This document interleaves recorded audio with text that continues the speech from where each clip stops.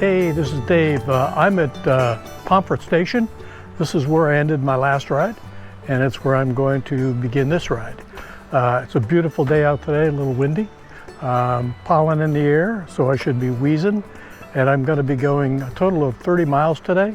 I'm going 15 miles to the Rhode Island, Connecticut border, and I'm going to try to hike up to see the, there's a monument up there where you can actually hover in 3 states at the same time. But I just wanted to point out the Pomfret Station has a kiosk here. First of all, down that way, they've got a little library, but it's very nice. They got picnic tables, they've got benches, right? And there's the beautiful, relatively new bridge going over a very busy road. And I'm going to be going 15 miles straight down that way. And yeah, so it's going to be a good day. And I don't normally dress like this, but I forgot the buff that I usually put under my helmet. And if I don't put a buff under my helmet, I'm bald. I get crazy sun patterns on my bald spot. So I'm wearing a baseball cap. It looks dorky, but that's the way it is. So anyhow, see you on the road. So I just started. I'm about a quarter mile in, but I wanted to show you the first part of the trail coming out of Pomfret Station is more like a dirt road, and in this case a muddy road. So looks like it may be getting a bit better here. It's also uphill. So lots of chunky gravel coming out of Pomfret Station. Well, greetings from the Airline Trail. I'm about about 3/4 of a mile into it, and it looks like things are about to get better, but I just have to tell you, that was a chunky stretch of trail, probably the worst that I've seen on this entire trail to this point. And it's basically because I'm going uphill, the water runs downhill, and it's very muddy, and they did throw some crushed stone in there to ease things a bit, but it's very, very hard to ride on, even with fat tires. So my message for this stop is, if you have a road bike, this is not a good place to pick up the trail. Okay, we just left that chunkiness, and oh my gosh, another new bridge over a little country road. Very nice. And it does look like things might be a bit drier up here on this part of the trail. So it's been an adventure so far. Surprising to find a trail in that condition, but looking forward to exploring the rest of it all the way to the Rhode Island border. Cheers.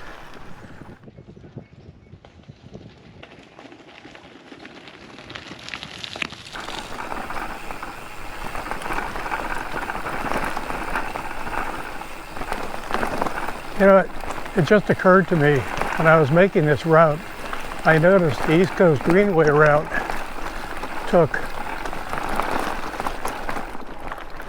roads up as far as the next town, which is right up here. It's called Putnam, and they didn't take the trail, and I kind of wondered why. Well, now I know. While the trail is not as chunky as it was when I first left, it's still pretty bad.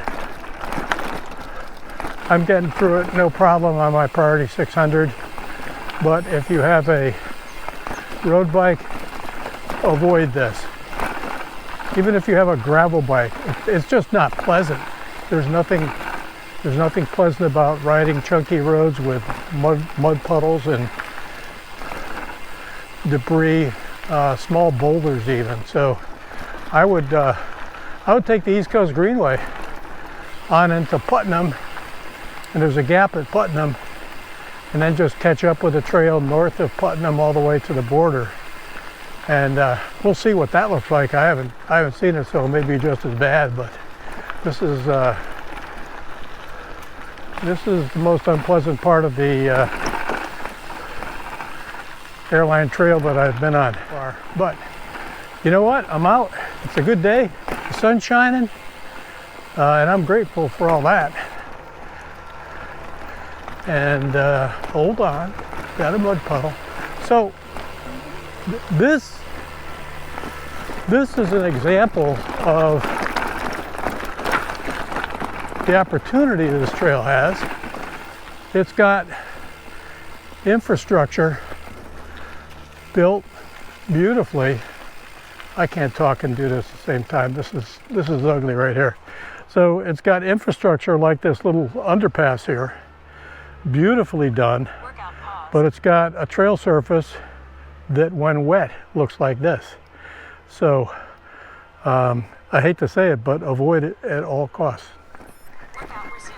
Okay, this is where my route took me off onto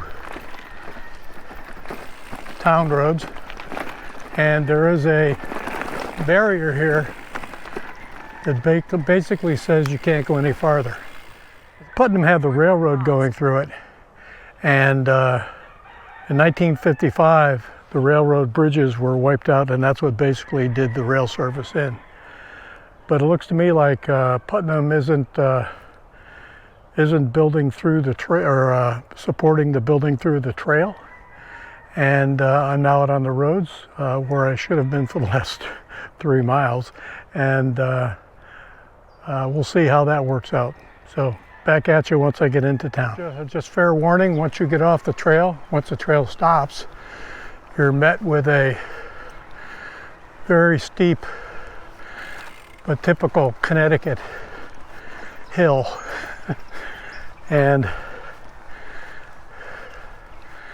it's quite something. So there's got to be a better way to ride around that nasty portion of the trail. If you're a bike touring person and you're taking this trail, by all means stick with East Coast Greenway route. That's not a trail that a fully packed bike should ever attempt. And it's not a portion of the trail that me and my bike that's packed for a day ride will ever take again. Matter of fact, I've got to figure out the East Coast Greenway trail back, because I don't want to go down that stretch again. Whew. Right turn looks fairly flat. That's good, because it's tough.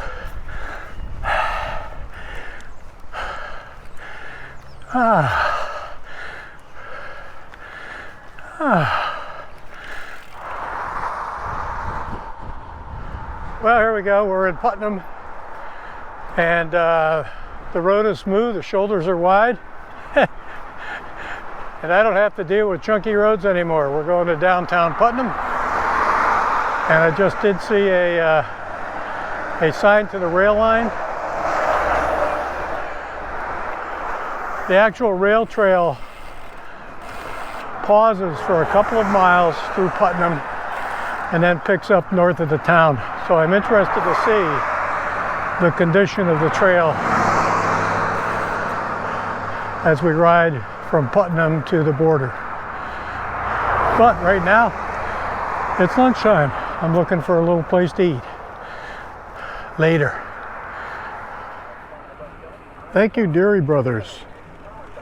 Sat in the shade and had a nice chicken sandwich, or a salad actually, with a little bit of cold water. It was reasonable. It took forever for it to be delivered. But right now, going up, getting back on the road, and I'll be on the trail again in no time at all. So out of Putnam, you follow Route 12, and in another half mile, I'm going to meet up with the resumption of the trail on the right. And look at that, the town of Thompson. Well, here we go, back on the trail.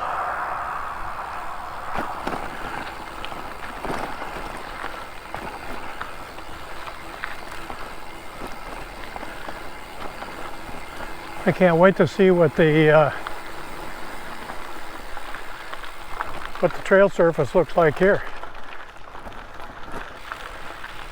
So far, so good. A little washed out, but it's not chunky. Oh yeah, this is good. This is good. Flat, smooth. Let's hope it stays this way all the way up to the Rhode Island border.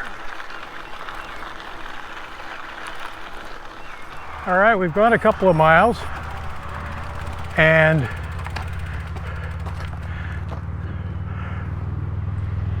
we came down from that ridge across the road and up this ridge, but I couldn't ride it because I noticed these little branches across the trail, and I'm going to hope that is not a bad sign. So when I hike a bike up to the top of this little knoll, we'll get back on our way to Rhode Island.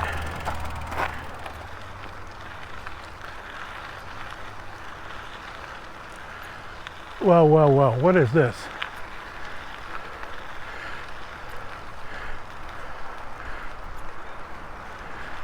Oh, just a fallen tree across the trail, and the state hasn't got out to move it. And the cyclists have worked their way around it. Looks like it's been here for years. Okay, I was a little worried there. They keep throwing things across the trail. You come across a beautifully built stone wall out in the middle of nowhere. No houses backing up to it. Somewhere along the line, someone spent a lot of time and effort putting that stone wall together, because it's pretty beautiful. Oh, mysteries will never cease.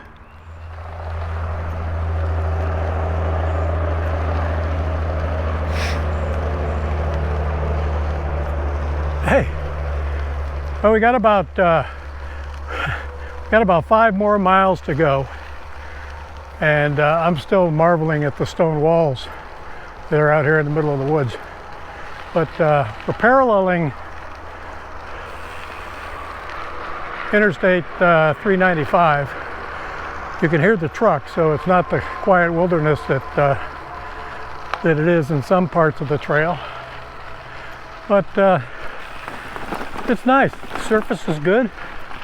My only complaint, it's not really a complaint, is that I've been going uphill ever since I left Putnam. And there's nothing wrong with that, because when I turn around and fly back, instead of doing the 9 miles an hour that I'm doing right here, I'll be going 14 or 15 miles an hour. And that's always fun. I call that my woo moment. So, just another day on the Airline Trail. Who knows where this is going to go? Cheers. The stone wall is still with us. It's been going on for miles. This is absolutely amazing. Again, all I can think about, and here we go up here. All I can think about is, when was this wall built? Who built it? What were they thinking? It obviously was put together when the trains came through.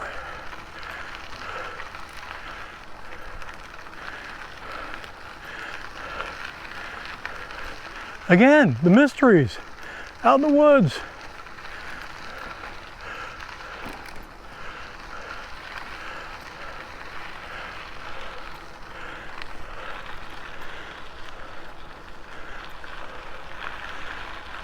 The wall goes down into a swamp, for crying out loud. I don't get it. And we'll never know, because if If I Googled the history of the stone wall along the Airline Trail, I don't think I'd get an answer. But it's neat to think about. So we're about, I'd say 3 miles to the border. And at that point, I'm going to try to look for the Tri-State Monument.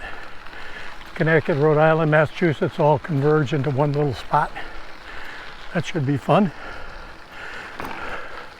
Overall, it's a beautiful day. It looks like a little swamp alongside the road. And I don't want to harp on this too much more, but here's the wall going through the swamp. I mean, and I've been miles since I first noticed this wall. Miles and miles. Crazy. I'm going to try to cross this, but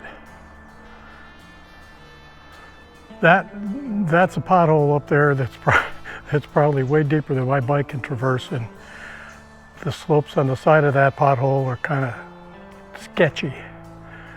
I'm about 2 miles from the border. I think I ought to just take a walk up and see what it looks like, but this may be it. Too bad.